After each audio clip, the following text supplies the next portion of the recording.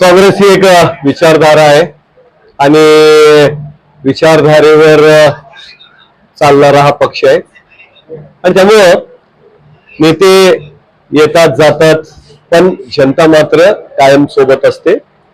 प्रचंड मोठा इतिहास असलेला हा पक्ष आहे आणि त्यामुळे आज खामगावमध्ये येत असताना मला मनापासून आनंद होतोय की आज काँग्रेसची विचारधारा घेऊन काँग्रेसचा तिरंगा खांद्यावर घेऊन इथे मनाभावापासून पक्षासोबत राहणारे अनेक नेते मंडळी मला इथे दिसले आणि मला मनापासून त्या गोष्टीचा खूप आनंद झाला.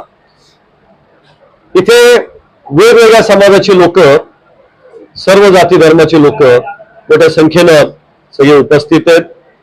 काँग्रेसची विचारधारा जी आहे ती घेऊन चालण्यासाठी कुठेतरी आता स्थळ पाहिजे आणि म्हणून आमचे समन्वयक ज्ञानेश्वर नाना असतील, त्यासोबतच आमचे प्रदेशचे सचिव बापू असतील, नवीन तालुका अध्यक्ष झालेले सगळी मंडळी, तिन्ही तालुका अध्यक्ष, शहर अध्यक्ष, त्यासोबतच जिल्ह्याची जी कार्यकारिणी आहे ते सगळे आज इथे उपस्थित आहेत. मग तेजेंद्र भाऊ असतील, त्यासोबतच आमचे शेजोळे असतील, डॉक्टर सदानंद धानुकार असतील, असून सगळीच मंडळी आज सगळे इथे उपस्थित आहेत.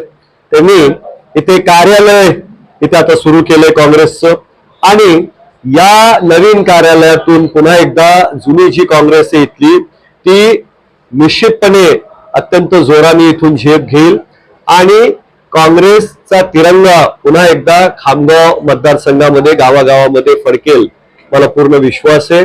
मी आज या कार्यालयाचं इथं उद्घाटन केलंय आणि निश्चित येणाऱ्या स्थानिक स्वराज्य संस्थांच्या जे निवडणुका आहेत मग त्यामध्ये जिल्हा परिषद असतील, पंचायत समिती असतील, नगर परिषद असेल, या सगळ्या निवडणुकांमध्ये काँग्रेस आपलं अस्तित्व इथलं दाखवून देईल.